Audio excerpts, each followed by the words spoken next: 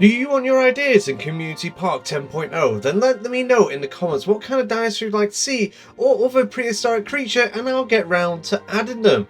Good morning, park managers, it's me, Jurassic World Biology, and we have got a our very first hybrid to be adding to Community Park 10.0. This week's suggestion comes from JJ, who is asking for a glow-in-the-dark Spinoraptor called Jacob. So I actually end up doing a pair of them, but one of them is called Jacob. The other one's currently nameless. It felt kind of weird having it just by itself. I felt like it needed a friend.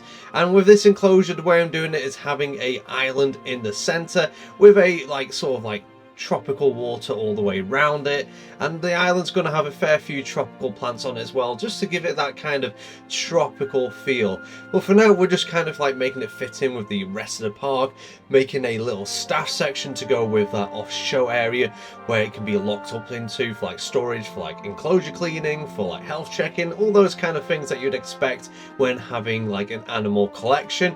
You won't be changing these out even if it was a prehistoric one, so I try and include these to all my builds because it just adds a bit of storytelling, a bit of realism to my builds, which I really enjoy, and I get more out of it doing it that way as well, and I feel like it looks a lot better.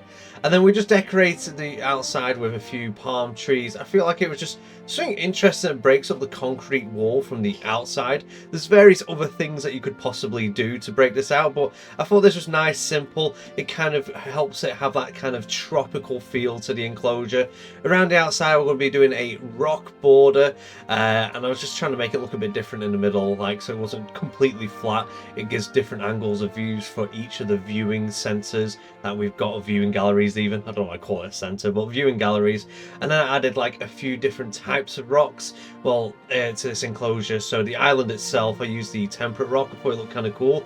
And then to go with that bleach white rock brush that we've got around the enclosure, we're just using the Malta rocks alongside it. Just adds a bit more texture to it, adds a bit more feel to it, and looks a lot better, especially from a zoomed out distance. It just doesn't feel completely flat and it's just paint in a sense. I like doing this when I'm making these sort of enclosures where it's almost you could say it's a ha-ha moat barrier kind of enclosure. But yeah, here's our Spinoraptors. Obviously one of them is Jacob, and they both have the same skin pattern and colour because they wanted them glow in the dark as well, which is really cool. I do like the fact that they added that skin to the Spinoraptor. I wish that but there's more glow-in-the-dark dinosaurs. I feel like the bioluminescence is really cool. And the Spinoraptor being my absolute favourite hybrid in the Jurassic franchise, it'd be really cool to see one of these in a TV show or in the an actual movie. I feel like they need to be more introduced into things as a hybrid because they are so cool. Just look at it. I love it's way it perches on the fish feeder itself to catch its fish.